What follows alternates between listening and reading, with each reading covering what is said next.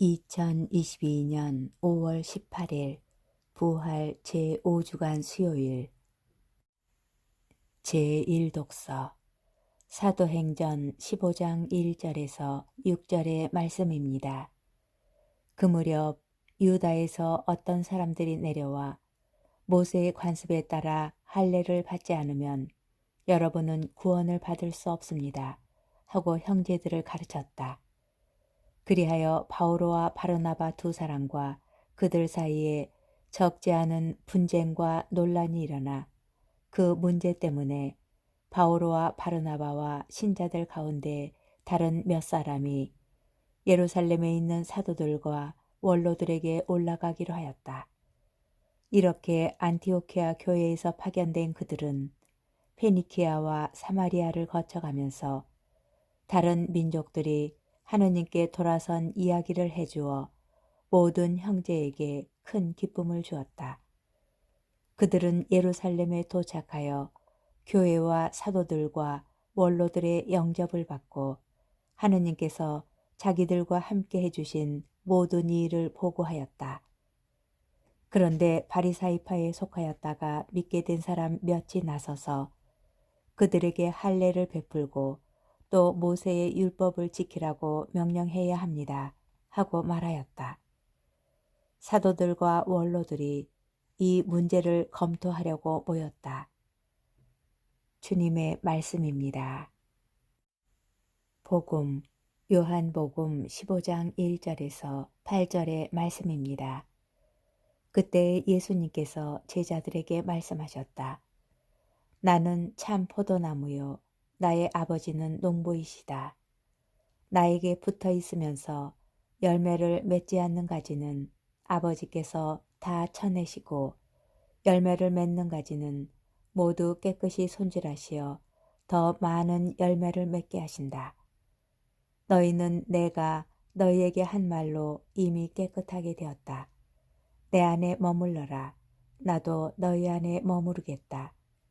가지가 포도나무에 붙어 있지 않으면 스스로 열매를 맺을 수 없는 것처럼 너희도 내 안에 머무르지 않으면 열매를 맺지 못한다. 나는 포도나무요 너희는 가지다. 내 안에 머무르고 나도 그 안에 머무르는 사람은 많은 열매를 맺는다.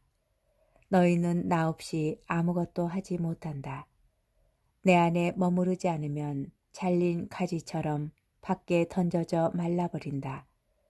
그러면 사람들이 그런 가지들을 모아 불에 던져 태워버린다. 너희가 내 안에 머무르고 내 말이 너희 안에 머무르면 너희가 원하는 것은 무엇이든지 청하여라. 너희에게 그대로 이루어질 것이다. 너희가 많은 열매를 맺고 내 제자가 되면 그것으로 내 아버지께서 영광스럽게 되실 것이다. 주님의 말씀입니다. 오늘의 묵상. 제 방에는 화분이 많습니다. 어느 순간부터 식물 키우는 것이 즐거워지더니 하나씩 구입한 화분과 또 분갈이를 하면서 늘어난 화분이 모여 지금은 50개가 넘게 있습니다. 그렇게 저와 함께 있는 제 반려식물들은 거실에서 햇볕이 가장 잘 드는 곳을 차지하고 주인 행세를 하고 있습니다. 화분이 많다 보니 물을 주는 데만도 꽤 시간이 걸리고 오랜 시간 집을 비워야 하는 일이 생기면 그동안 녀석들이 말라 죽지는 않을까 걱정이 됩니다. 그래도 생각하지 못한 때 새롭게 돋아나는 잎들을 보는 기쁨과 때로는 작고 앙증맞게 피어나는 꽃들을 보는 신기함으로 어느 화분 하나 허투루 대하지 못하고 애지중지 키우고 있습니다. 그런데 어느 날 식물 키우기에 관한 정보들을 인터넷에서 찾아 읽다가 이런 문장을 발견하였습니다. 식물을 사랑한다면 가위를 드세요. 식물을 진정으로 사랑한다면 톱을 드셔야 합니다. 처음엔 이 말의 의미가 잘 이해되지 않았습니다. 이파리 하나만 시들어도 마음이 아프고 신경이 쓰이는데 어떻게 가위를 들라는 말인지. 그러다 시간이 지나면서 차츰 제대로 식물을 성장시키고 또 예쁜 모양을 지닌 건강한 식물로 키워내려면 과감히 가위와 톱을 들어야 한다는 것을 깨달았습니다. 필요 없는 가지들을 쳐내는 일이, 가지들 사이에 숨어 드나들 수 있는 공간을 만들어주는 일이 식물의 건강한 성장에 반드시 필요한 과정이라는 사실을 알게 된 것입니다. 오늘 복음에서 예수님께서도 비슷한 말씀을 하십니다. 열매를 맺는 가지는 모두 깨끗이 손질하시어 더 많은 열매를 맺게 하신다. 여기에서 가지를 깨끗이 손질하다 라는 말은 다름 아닌 가지치기를 하다 라는 뜻입니다.